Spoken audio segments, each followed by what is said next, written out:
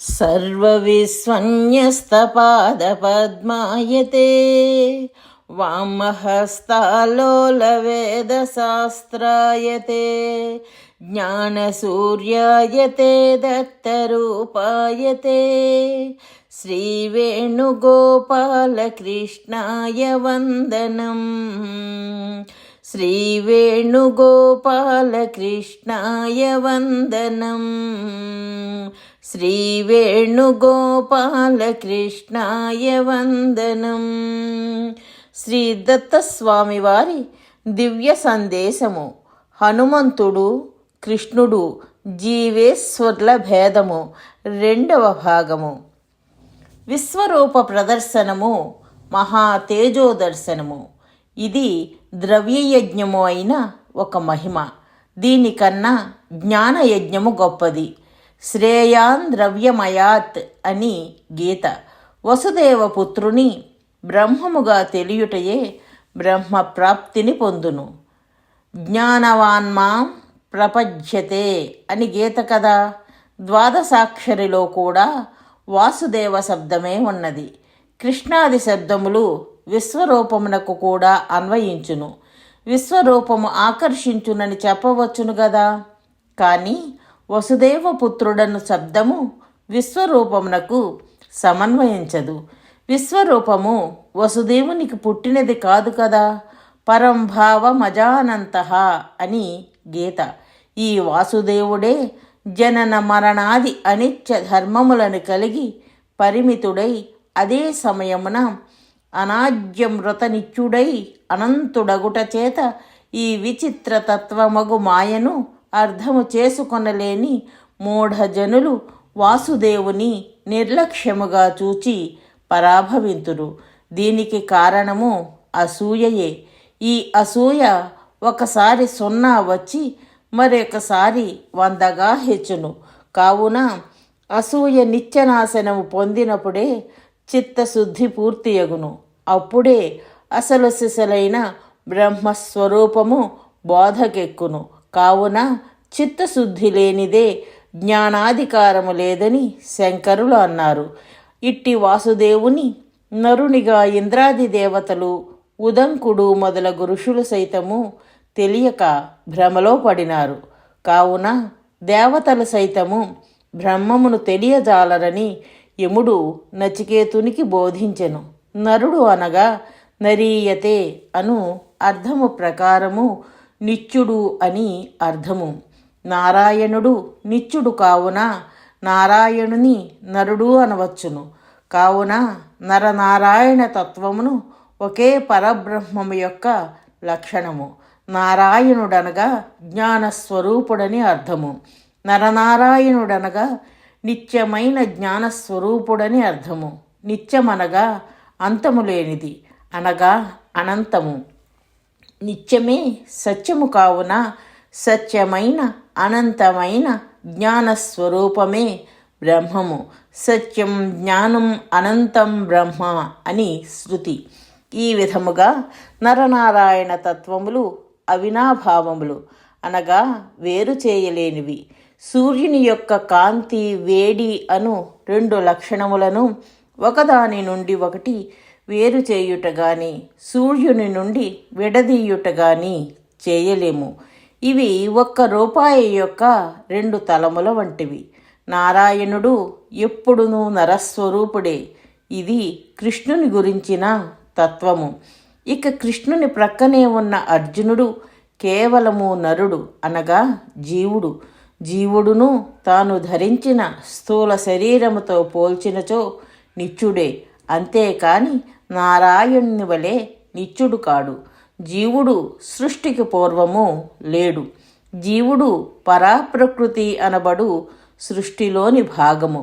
కావున కేవలము స్థూల శరీరము దృష్ట్యా మాత్రమే నిత్యుడు. అజో నిత్య హన్యమానే శరీరే అని గీత చెప్పుచున్నది. అనగా స్థూల శరీరము నశించినను జీవుడు నశించడు. కావున జీవుడు నిత్యుడు అని చెప్పుచున్నది. కావున నారాయణుడు నరుడే కాని నరుడు నారాయణుడు కాడు.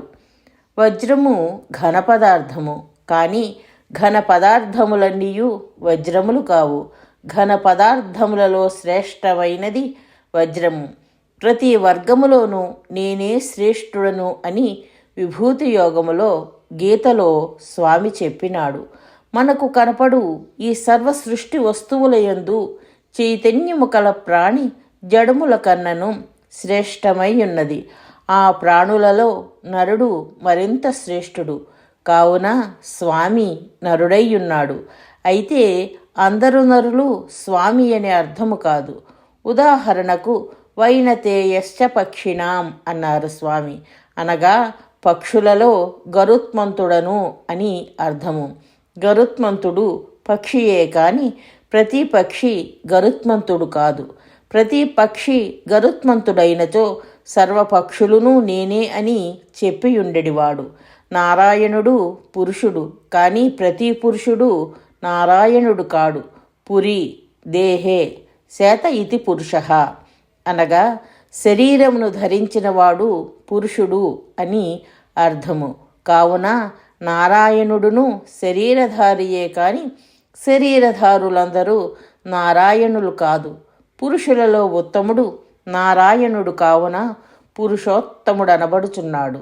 గీతలో ప్రకృతిం పురుషం చైవ అని శ్లోకములో సృష్టి ప్రకృతి, పురుషుడు సృష్టికర్తయగు పరమాత్మ అని చెప్పబడినది.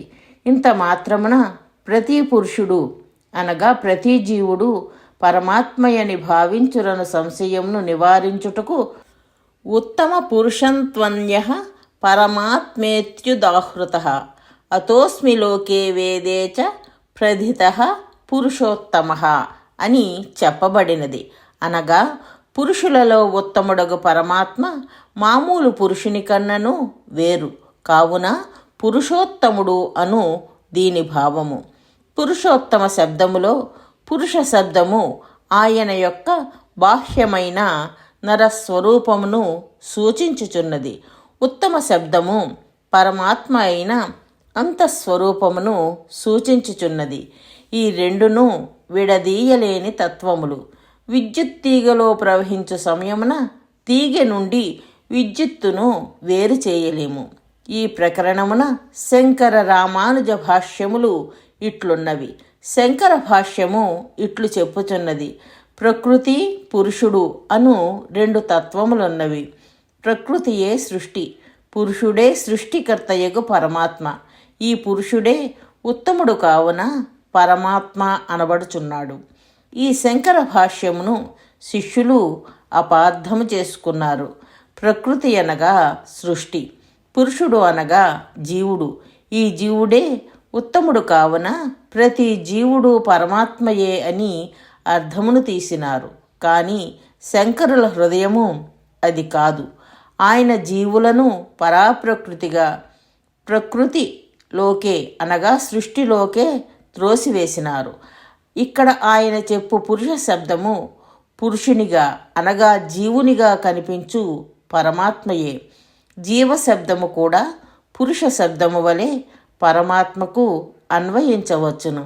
అప్పుడు జీవరూపమున కనిపించు పురుషోత్తముడే జీవుడని చెప్పవచ్చును. అప్పుడు జీవో బ్రహ్మైవ అనుట సత్యమే. ఈ అపార్థమును నివృత్తి చేయుటకే శంకరులు మరల రామానుజుడుగా అవతరించి పురుషోత్తమ తత్వమును వివరించినాడు. పురుష శబ్దము చేత ప్రతి పురుషుడు పరమాత్మ అనుకుందురేమో అను సంశయమును నివారించుటకు స్వయముగా గీతయే పురుషుల కన్నా భిన్నుడు పురుషోత్తముడు అని ఉత్తమ పురుషస్త్వన్య అని చెప్పుచున్నది. కనుక బాహ్యరూపమే పురుషుడు, అంతఃస్వరూపమే పురుషోత్తముడు. బాహ్య రూపమే పక్షి, అంతఃస్వరూపమే గరుత్మంతుడు. అన్ని గద్దల వలె గరుత్మంతుడును ఒక గద్దయే. కానీ ఆ గద్దలలో ఒక గద్ద మాత్రమే గరుత్మంతుడు. ఇదే పురుషోత్తమ తత్వము. సూచన: ఆధ్యాత్మిక జ్ఞాన ప్రచారము చేయడము భగవంతుడికి అమితమైన ఆనందాన్ని కలిగిస్తుందని శ్రీకృష్ణ పరమాత్మ శ్రీమద్ భగవద్గీతలో చెప్పియున్నారు. అందుకే జ్ఞాన యజ్ఞేన తేనాహం అని గీతలో అన్నారు. మనకు ఆధ్యాత్మిక జ్ఞానము శాశ్వతమైన సంతోషాన్ని కలిగించటమే కాక ప్రపంచంలో శాశ్వతమైన శాంతిని కూడా నెలకొల్పుతుంది. కాబట్టి శ్రీదత్త భగవానుని అపూర్వమైన ఈ ఆధ్యాత్మిక జ్ఞాన ప్రచారంలో భాగస్వాములై ఆ భగవంతుని పరిపూర్ణమైన అనుగ్రహాన్ని పొందగలరు. జై దత్తస్వామి.